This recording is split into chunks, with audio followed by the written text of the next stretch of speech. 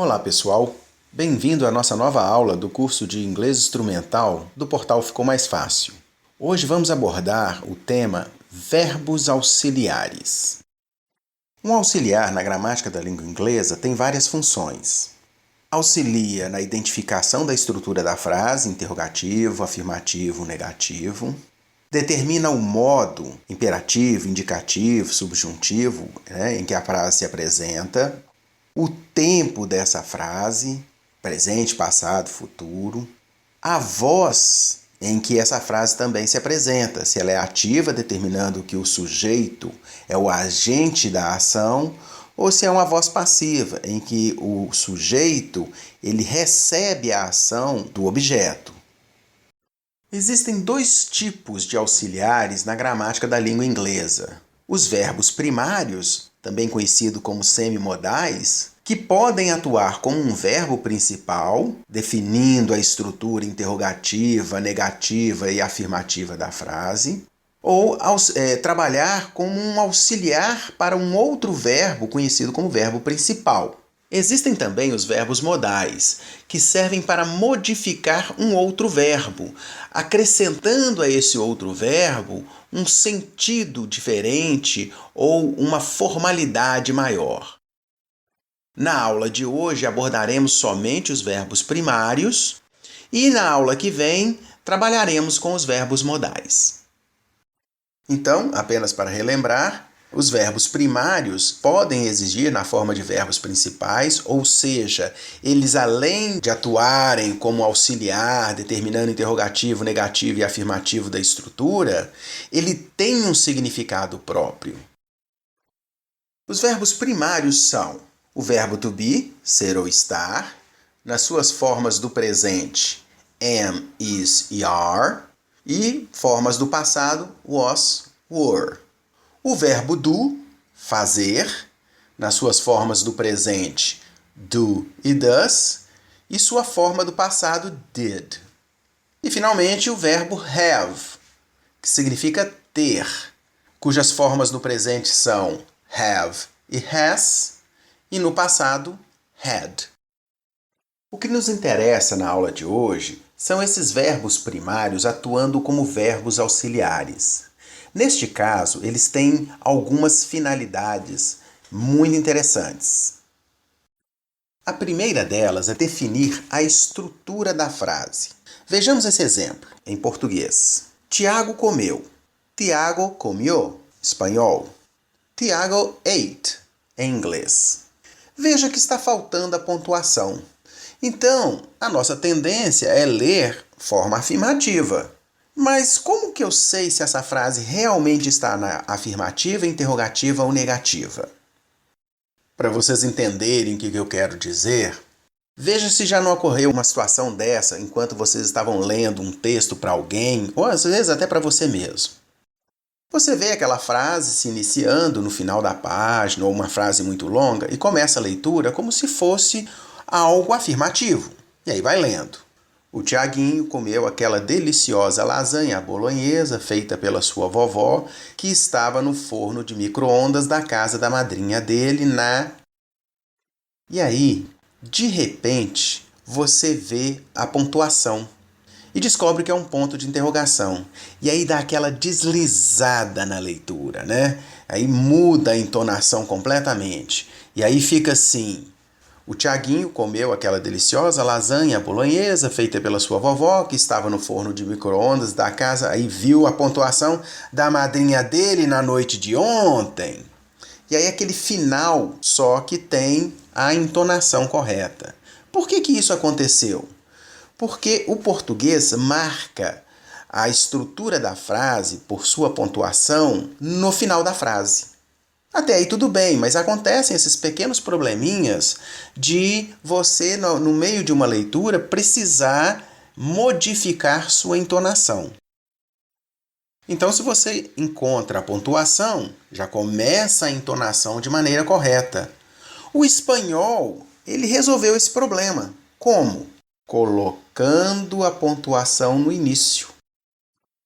Aquele famoso ponto de interrogação de cabeça para baixo. quando você vai iniciar a leitura da frase, você já identifica que é uma pergunta e, portanto, já inicia a leitura com uma entonação correta. Tiago comeu? Isso é muito bom. O inglês também faz isso, porém dá um passo além do espanhol. Além de colocar uma marca no início da frase, essa marca ela é pronunciada. Veja que no espanhol existe o ponto de interrogação, porém é uma marca unicamente visual. Você não pronuncia. Imagina que você é um estrangeiro e você tem dificuldade de conversar porque você não domina bem o idioma. E aí você vai perguntar para alguém se essa pessoa conhece o Tiago. E aí, como é um estrangeiro, não domina bem o idioma, tem dificuldade com a entonação, fala assim para você: Você conhece o Tiago? Você fica olhando para ele com aquela cara de e daí? Conheço ou não conheço? E o que você quer dizer com isso? Não seria interessante que ele marcasse para você no início da frase: Olha, escuta aqui, o que eu vou fazer para você é uma pergunta. Você conhece o Tiago? Aí, independente da entonação, como está explícito na fala dele que aquilo é uma pergunta, você identifica isso. O inglês teve esse passo além do espanhol. Além de identificar essa marca ela é pronunciada. Quem que faz isso? O famoso auxiliar. No caso, então, do nosso exemplo, o Tiago comeu, ficaria da seguinte forma: Did Tiago eat? Veja que além de se colocar uma marca no início dizendo o seguinte, o que vem aí para frente é uma pergunta, isso é pronunciado. Mesmo que a pessoa não saiba a entonação correta, aquele que está escutando sabe, pela existência desse did, que o que você tem aí é uma pergunta. E a outra sacada legal do inglês, que facilita demais, é que o auxiliar, além de tudo, ajuda a determinar o tempo do verbo. Com isso, você economiza milhares de conjugações verbais. Porque se aparece o auxiliar, em vez de conjugar o verbo, eu conjugo o auxiliar. Aqui, na verdade, esse did é o passado de do. Ou seja, eu tenho aí uma pergunta sobre o Tiago e essa pergunta está no passado. Não é o Tiago come, e sim o Tiago comeu. E aí perceba, no nosso caso, que o verbo ate, comeu, passa para a sua forma do infinitivo, eat. Isso nos traz uma economia de memorização de formas verbais e conjugação de verbos que torna a língua inglesa uma língua muito mais fácil de se aprender. Ou seja, os auxiliares têm como uma das suas finalidades principais definir o tempo da frase. Veja esse exemplo aqui. Tiago is eating an apple. O auxiliar is está definindo, junto com o gerúndio ing, que é algo que está acontecendo nesse exato instante.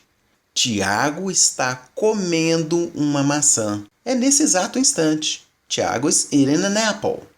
No caso seguinte, nós temos aí Tiago has eaten an apple. Veja que o verbo continua eat e o auxiliar determinou que esta frase significa em algum tempo no passado, em algum momento do passado. Tiago has eaten an apple.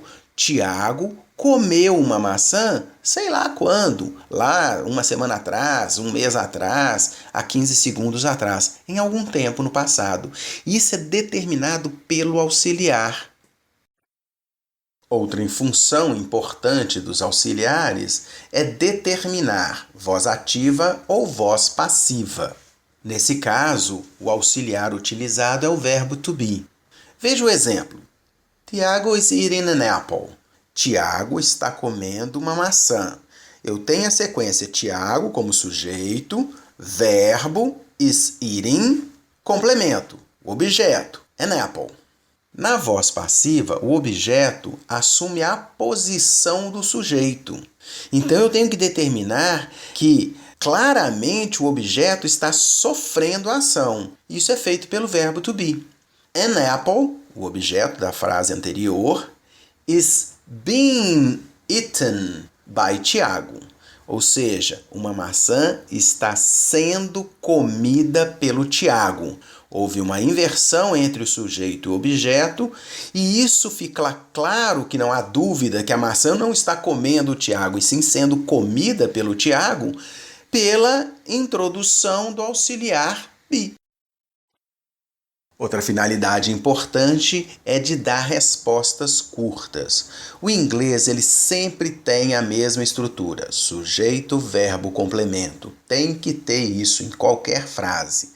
Eu não posso simplesmente parar no meio do caminho. Então, para uma resposta do tipo: Is Tiago eating an apple? O Tiago está comendo uma maçã? O certo seria responder: Yes, he's eating an apple. Repito tudo. Sim, ele está comendo uma maçã. Para não precisar repetir todo o complemento, o auxiliar assume aquilo que vem depois do sujeito está sendo repetido, só que omitido pelo auxiliar. Então basta responder: Yes, he is. E esse is que está aí se refere a is eating an apple. Outro uso desses auxiliares é o de dar ênfase a algum verbo, a alguma ação. Nesse caso, ele não tem um significado específico próprio, ele só está ali para enfatizar. Por exemplo, Tiago likes apples. O Tiago gosta de maçãs. Tiago does like apples. Ou seja, o Tiago gosta mesmo, gosta muito, realmente gosta de maçãs. Veja que esse does aí, ele não está tendo um significado próprio, ele apenas está enfatizando que esse like aí tem uma intensidade maior, tem uma ênfase maior do que um like pura e simplesmente. Veja que, novamente, que interessante, o verbo sem o auxiliar estava conjugado. Terceira pessoa do singular, aparece um Szinho.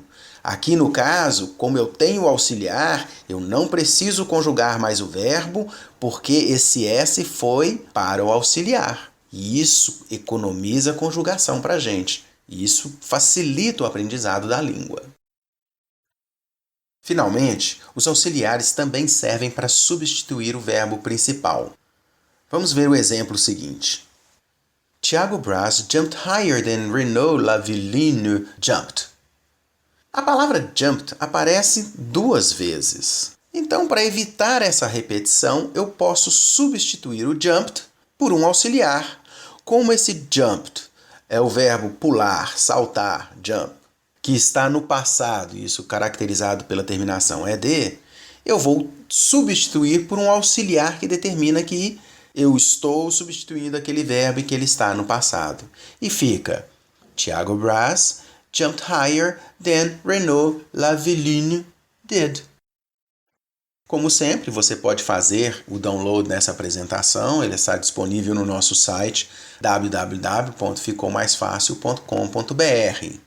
Faça o download, distribua para os seus colegas, estude, porque linguagem é repetição, é estudo, é exposição aos vocabulários, às estruturas, e quanto mais a gente estuda, melhor a gente fica. No nosso próximo encontro, nós vamos abordar então os auxiliares, que são os verbos modais. Tanto as outras aulas do nosso curso de inglês instrumental, como aulas de outros cursos, você pode acessar através do nosso site www.ficoumaisfacil.com.br ou visitar o nosso canal no YouTube, o canal Ficou Mais Fácil. Muito obrigado pela sua atenção e até o nosso próximo encontro com os verbos modais.